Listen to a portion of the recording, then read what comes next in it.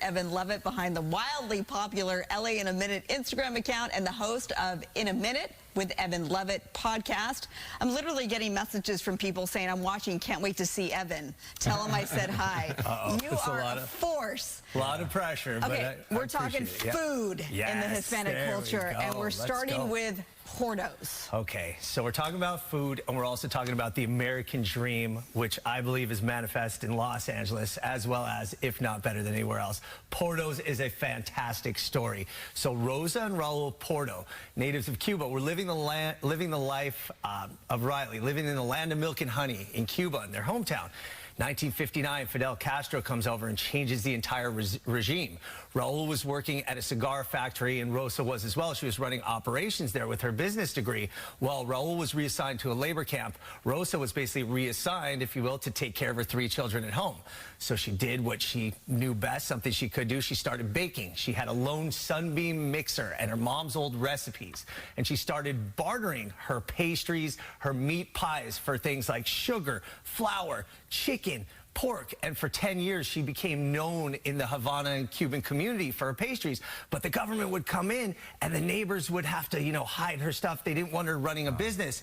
So finally in 1971, the family was approved to leave, and they had a tight-knit Cuban community in Los Angeles. So they went to Los Angeles. And a bit of serendipity intervened on the airplane. When she was on the plane, she ran into one of her old customers who said, "Hey, Rosa, are you going to be baking those amazing pastries when you're in LA?" She said, "Of course." True to her word, from her apartment in Echo Park, tiny little apartment with their 3 kids, she started baking the pastries again. And she was popular. People started coming. She was selling them from the apartment. And they were so popular. And there are these stories where she had to cool the pastries on cooling racks on the children's bed. And Betty Porto, her daughter, tells these great stories about how they were living that. Finally, by 1976, they got a small business loan, opened the first location on Sunset and Silver Lake. And then 1982, opened the location in Glendale.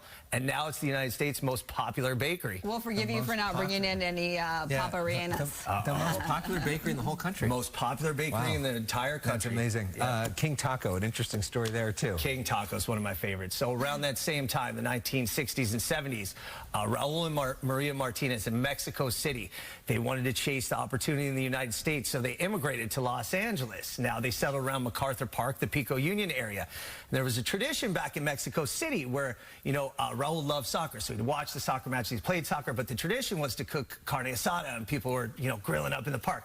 And if you smell that in the park, you're like, yo, where's that carne asada at? So people were asking him for the tacos, and he was like, you know what? I have an idea. The light bulb went off. I'm going to sell tacos, but not just any specific way.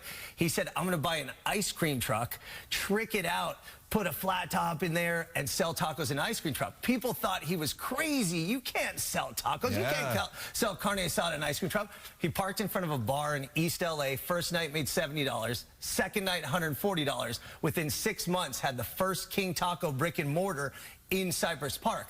And King Taco now is an institution in Los Angeles, but it's worth knowing this is the American dream. He was the first taquero, the first true taco truck in the land of taco trucks and food trucks, in the tradition that is carried forward in Los Angeles and worldwide since then. Can LA in a Minute do Cielito Lindo in 30 seconds? Cielito Lindo, Alvera Street, a place that's true to my heart. It's right there on the edge on the corner of Cesar Chavez Boulevard and Alvera Street. That was started by an immigrant from Huanusco, Zacatecas in Mexico, Aurora Guerrero, who started selling the taquitos out of a closet, graduated to a folding chairs and a wooden table, and now 90 years later, her hand-rolled taquitos and guacamole salsa are legendary in Los Angeles. Fun fact, Huanusco, Zacatecas is where my wife's family is from. They also have a restaurant chain called Tio's in the Inland Empire, so if you're out there, check out Tio's Mexican food. Wow, and of course, Alvera Street is where LA was born. Alvera Street, the birthplace of Los Angeles. The More best on place this to go visit during this Hispanic Heritage Month.